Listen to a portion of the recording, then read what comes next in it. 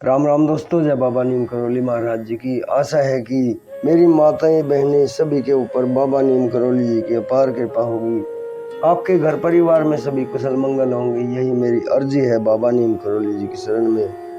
मेरे बाबा जो भी आपकी महिमा देखे, जो भी आपके चैनल को देखे, उसके सारे संकट दूर करो। जय राम जी की जय, बाबा नीम करौली महाराज जी।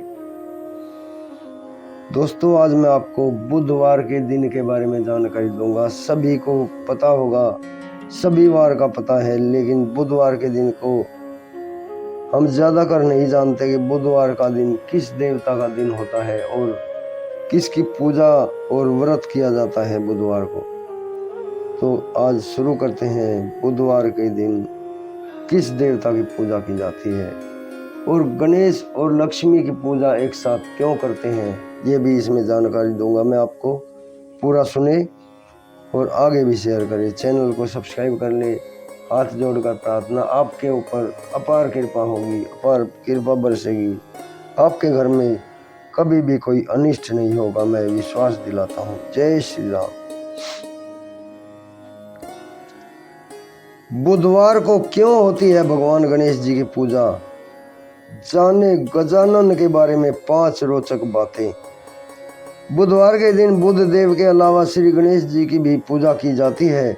उनकी पूजा करने से सुख शांति और समृद्धि प्राप्त होती है। आइए जानते हैं गणेश जी के बारे में कुछ खास बातें। भगवान गणेश का स्मरण किसी मंगल कार्य का आरंभ करने से पहले किया जाता है। माना जाता है कि अगर आपके किसी काम के बारे में बार बार बाधा आ रही है तो भगवान गणेश का नाम लेना चाहिए।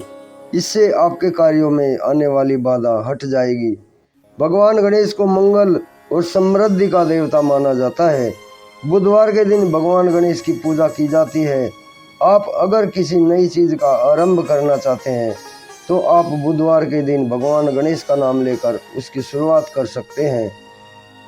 भगवान गणेश से ऐसी बहुत सी खास बातें जुड़ी हुई हैं जिनके बारे में बहुत ही कम लोग जानते हैं।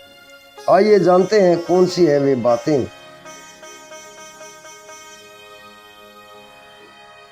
पहली बात है, पहली जानकारी मैं आपको दूंगा, बुधवार के दिन क्यों की जाती है श्री गणेश जी की पूजा। भगवान गणेश की पूजा बुधवार के दिन करने से एक कहानी जुड़ी है। मान्यता है कि माता पार्वती ने जिस दिन भगवान गणेश को निर्मित किया था, उस दिन कैलाश पर बुध देव भी उपस्थित थे। बुध देव ने जब विनायक के दर्शन किए तो उन्होंने प्रसन्नता पूर्वक अपना दिन बुधवार भगवान गणेश को समर्पित कर दिया। इस कारण बुध ग्रह के प्रतिनिधि दिन बुधवार के दिन गणेश जी की पूजा की जाती है। दूसरी है रोचक बात इनके बारे में, भगवान गणेश ने 3 साल तक लिखी थी महाभारत। माना जाता है कि गणेश जी केवल बुद्धि और मंगल कार्यों के ही देवता नहीं है, बल्कि भगवान गणेश की लेखन गति भी बहुत तेज थी। यही कारण है कि वेद व्यास ने महाभारत को लिखने के लिए गणेश जी को चुना था। जिस महाभारत को लिखने में कोई देवता सदियां लगा देता, उस महाभारत को वेद व्यास के कहने पर गणेश जी ने लिखा था। भगवान गणेश को पूरी महाभारत लिखने में 3 साल का समय लग गया था। मान्यता है कि गणेश जी के पीछे पीठ की तरफ दरिद्रता का वास होता है, इसलिए हमेशा सामने से ही गणेश जी के दर्शन करने चाहिए। आप मंदिर से बाहर निकल रहे हैं तो हाथ जोड़कर पीछे कदम हटाते हुए सामने हाथ जोड़कर बाहर निकले। अब अगली बात है, माता लक्ष्मी के दत्तक पुत्र हैं भगवान गणेश। माता लक्ष्मी के कोई संतान नहीं थी, इस कारण से एक दिन माता लक्ष्मी बहुत दुखी थी। जब यह बात माता पार्वती को पता चली तो उन्होंने बालक गणेश को माता लक्ष्मी की गोद में बैठाकर कहा कि गणेश भी माता लक्ष्मी का ही पुत्र है। यह सुनकर माता लक्ष्मी बहुत प्रसन्न हुई।